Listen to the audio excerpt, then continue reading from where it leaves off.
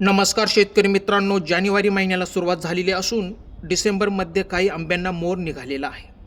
परंतु काही जातींना मोहर लवकर निघतो तर काहींना उशिरा निघतो. पण मोहर निघण्यास या ठिकाणी सुरुवात झालेली आहे. मित्रांनो, या व्हिडिओच्या माध्यमातून खूप महत्त्वाच्या विषयावर बोलणार आहोत.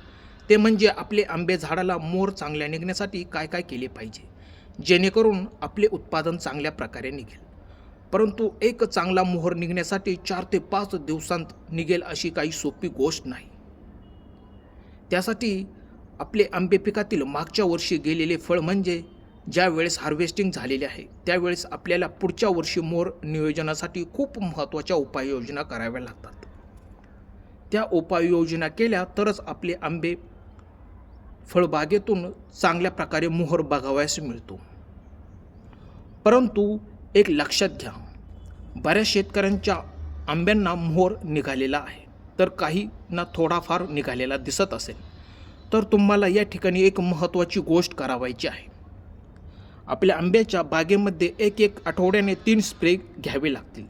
तर ते तुम्हाला कोणते महत्त्वाचे स्प्रे आहेत ते सांगतो.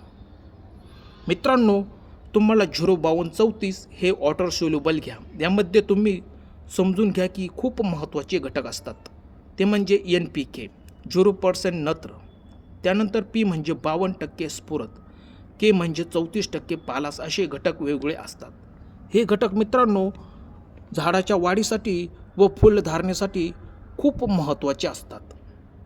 मित्रांनो, जर आपल्याला झाडाची जोमानी वाढ करावायची असेल तर आपण N घटक म्हणजेच नत्र जास्त प्रमाणात वापरावायचे आहे. परंतु आपल्याला ज्यावेळेस फळधारणा किंवा मोहर येण्यासाठी ज्यावेळेस आपण N म्हणजेच नायट्रोजनयुक्त खते न वापरता आपण या ठिकाणी फॉस्फरस आणि पालाशयुक्त खते जास्त वापरतो. ज्यामुळे काय होते ते तुम्ही जाणून घ्या. झाडांची ताकद ही वाढते. ती पूर्णपणे झाडांच्या फुटव्यावर किंवा पाने वाढणीवर खर्च न होता ती झाडांच्या काडीमध्ये पूर्णपणे ती ताकद स्टोरेज होते.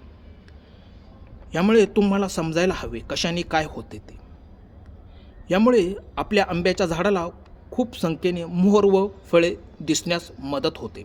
त्यानंतर फॉस्फरसचे कार्य म्हणजे यावेळेस काय होते, झाडांच्या पानांमध्ये ज्या पेशी असतात त्यांचे विभाजन चांगले होऊन प्रकाश संश्लेषण योग्य होते आणि आपल्या झाडांच्या मुळांची वाढ चांगल्या प्रकारे होते. आणि त्यानंतर पुढचा घटक म्हणजे K, याला पोटॅश म्हणतात.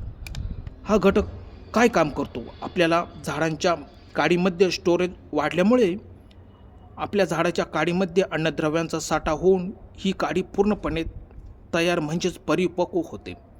यामुळे आपण बहार धरणार आहोत त्यावेळेस चांगला रिझल्ट आपल्याला बघायला मिळतो.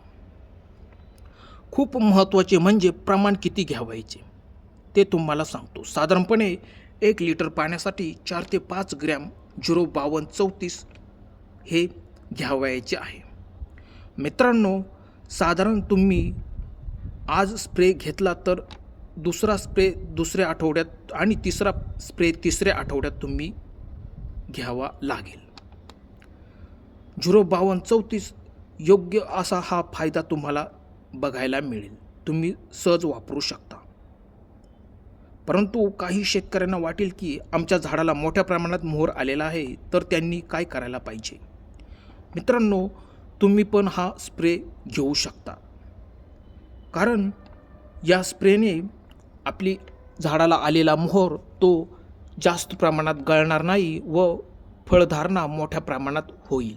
त्यामुळे तुम्ही हा स्प्रे जरूर घेऊ शकता. तर मित्रांनो, तुम्हाला वेगवेगळ्या प्रकारची आंब्याच्या मोहरविषयी माहिती सांगितली, ती तुम्हाला कशी वाटली.